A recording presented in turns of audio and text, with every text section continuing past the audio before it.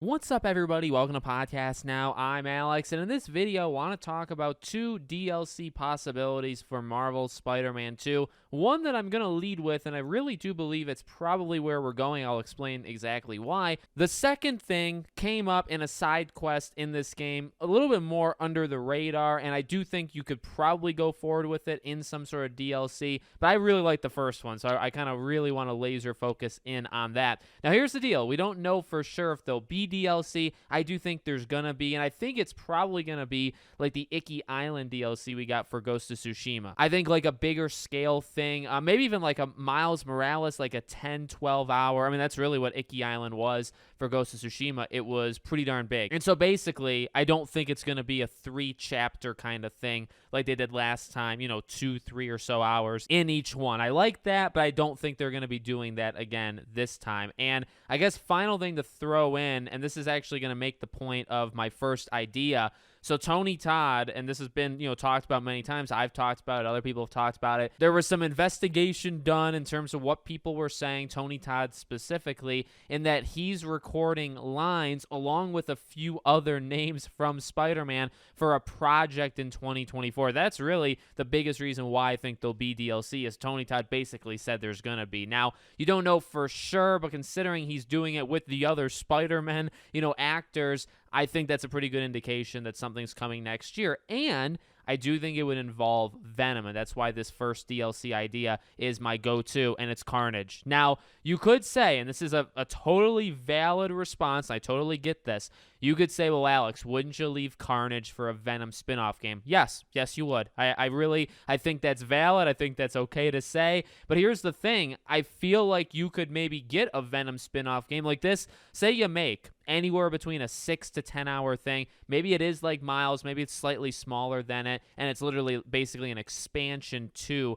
Marvel Spider-Man 2, okay? Now, maybe it's not even. Maybe Spider-Man 2 does not actually get DLC at all, and they're just really fast, and they're able to next year do a Miles Morales game, but it's a spin-off game and you play as Venom. So, I mean, honestly, it's kind of the same thing, like the end response of what do you do? It's the exact same. It's just more of the logistics of, is it a Venom spinoff game or is it an expansion to Marvel Spider-Man 2 where you play as both the Spider-Men, but you also play a pretty good chunk as Venom. And that's really the only difference. But what it would be centered on, I think, would be Carnage. I think that makes a ton of sense, even though, again, maybe you want to save it for something bigger later. I think, number one, the connection with Venom makes a lot of sense. And because you have to imagine, okay, well, Tony Todd's coming back, right? If the two Spider-Men, if Tony Todd's to be believed in what he said, and he's recording voice lines, right? He's back somehow. Now, people have debated, okay, well, how exactly do you even get Venom back in this universe with how the game ended? And that's a very fair point. I don't know what they're going to do, but it's not really up to us. If he's recording lines, he's recording lines. So I think Carnage makes a lot of sense for, obviously, it doesn't take much explanation for a Venom arc, but also the connection to Peter and what they did in the base game. So you literally had the, I guess, Carnage storyline, basically, the side mission with Yuri, with Wraith, right? And I thought that was a great mission arc, all of that, very dark, like literally the lighting of the levels were dark as well. But I thought they did a really, really nice job, and it ties into them too, right? That's kind of my main thing. So obviously it's a good Venom line, but also you have that connection right there to Yuri, going basically after revenge, and the ties, because Peter let him get away. Well, didn't let him get away. I guess he did in that second or third mission there, but that involves all of the Spider-Men. So if you did a Carnage big, 10-hour, in which I guess you could say, Alex, that's not that big. Okay, I guess. But, Craven's not in the game for 10 hours, and Venom's not in the game for 10 hours. So if you literally did a big DLC or a big expansion or a big spin-off game, and you literally had Carnage as the primary and main villain, it wouldn't actually be all that out of line. Even with Miles, what they did with Miles and Finn, that kind of worked as well. And she was in it a lot, and it wasn't the biggest game of all time, so she was the primary villain there, and obviously Rhino, but it was pretty much her, you know what I mean? So I think that would work really, really well with Carnage, and that's my lead. I really think if you're looking for a fast turnaround, that's the one to go for. Second one, which I won't spend nearly as much time on, is Chameleon. So this was something that, obviously was brought about by the main game, actually the side stuff in the main game, right?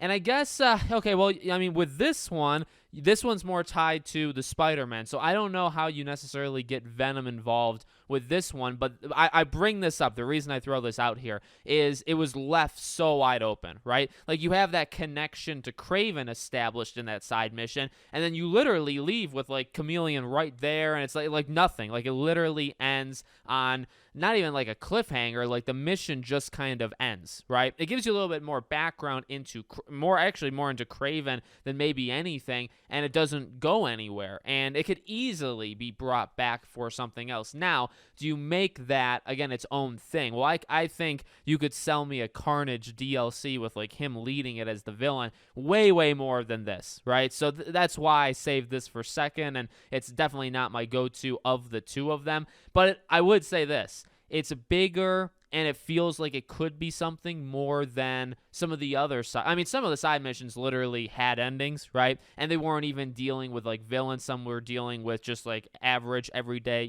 people of New York.